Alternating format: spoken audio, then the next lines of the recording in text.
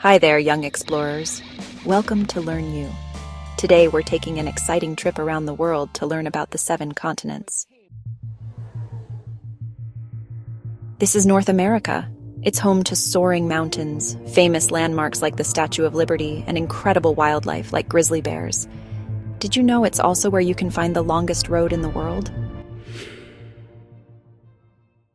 Next is South America, full of vibrant rainforests and the towering Andes Mountains.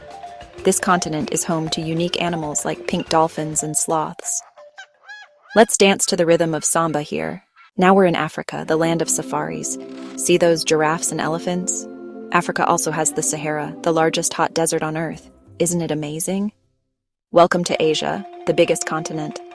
Here you'll find the Great Wall of China and Mount Everest, the tallest mountain in the world. Asia is full of fascinating cultures and colorful markets.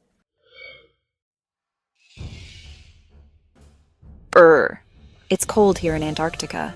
This icy land is home to penguins and seals. Did you know it's considered a desert because it's so dry, even with all that snow?